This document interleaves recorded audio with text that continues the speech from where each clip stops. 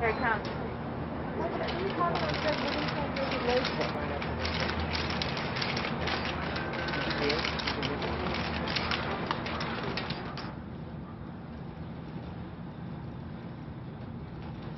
Good morning. As I leave for the G7 summit, which is the fourth of my presidency, I want to say a few words about yesterday's outrageous attack on Americans in Saudi Arabia.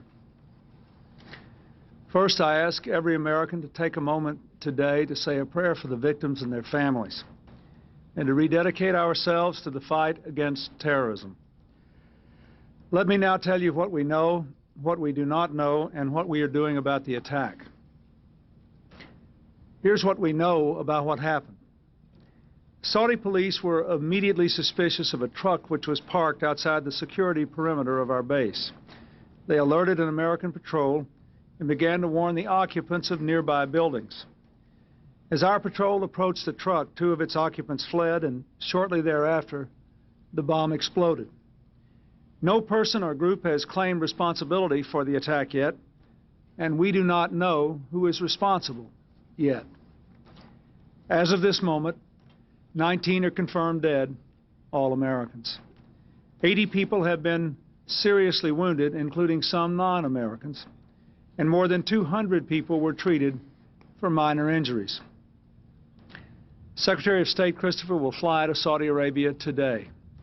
Last night, I directed an FBI team of 40 experts, investigators, and forensic experts to go there to work with the Saudi Arabian authorities. We deeply appreciate the cooperation of the Saudi government. Now, as I head to Lyon, my first order of business will be to focus the strength and the energy of the G7 on the continuing fight against terrorism. Let me be very clear. We will not resist, we will not rest in our efforts to find who is responsible for this outrage, to pursue them, and to punish them. Anyone who attacks one American attacks every American, and we protect and defend our own. This attack underscores the struggle of all those who share tolerance and freedom and security. Our struggle at the end of the Cold War is to deal with these new perils. The rogue states like Iran and Iraq, the smugglers who would poison our children with drugs, those who deal in sophisticated weapons or weapons of mass destruction, chemical, biological, and nuclear, terrorists who strike not just in Saudi Arabia, but in the subways of Tokyo, in the streets of London, in the Holy Land, and in America's heartland. Usually, people in the paralyzing grip of religious, ethnic, and racial hatred. To meet these threats, last year the G7 in Halifax and then at the United Nations General Assembly, the United States launched initiatives to fight international organized crime, drug trafficking, nuclear smuggling, and terrorism. Now at Lyon we expect to expand that work, and we expect to see very practical results, including a package of 40 specific recommendations to combat terrorism. Defeating these organized forces of destruction is one of the most important challenges our country faces at the end of this century and the beginning of the next. The G7 is primarily an economic group. We've worked hard to advance our economic security, and compared to 4 years ago, we're much better off. We know we still have a long way to go, but I will say to my partners there what I say to my fellow Americans today. We cannot have economic security in a global economy unless we can stand against these forces of terrorism. The United States will lead the way, and we expect our allies to walk with us hand in hand. We cannot tolerate this kind of conduct. Thank you. Carried out by those American western forces on Arab soil. And you feel the need to reaffirm the mission of the American people? Well, first of all, I believe that the United States has been made very welcome there. We have tried not to be an obtrusive presence. We have worked in close partnership with the Saudis for a long time, since the presidency of Franklin Roosevelt. And I think it would be a mistake for the United States to basically change its mission because of this. We are there at the invitation of the Saudi government and in partnership with the Saudi government. I am reluctant to comment on what the possible motives of this act are and whether it was directed primarily against us because we're Americans or simply because we're there in partnership with this government. I had a good talk with King Fahd yesterday, who expressed his deep regret at our loss and his determination to find those responsible.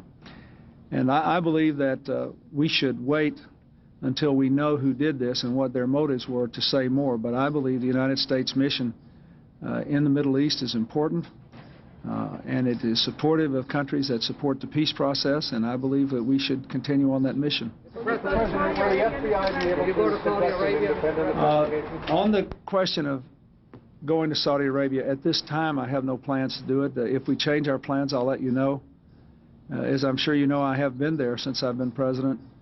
My heart is there today and has been. It is difficult to think about anything else.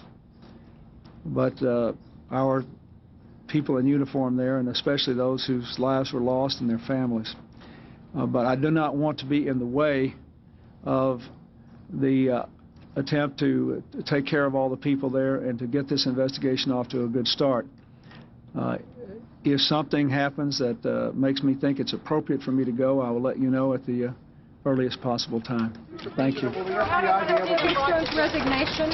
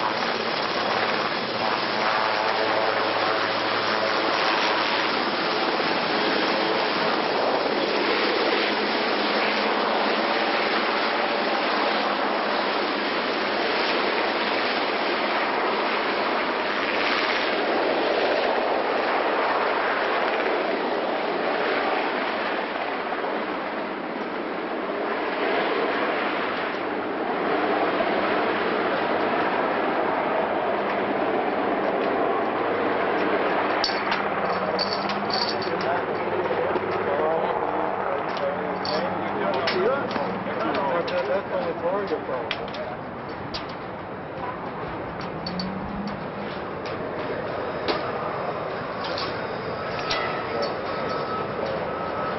So I've been running off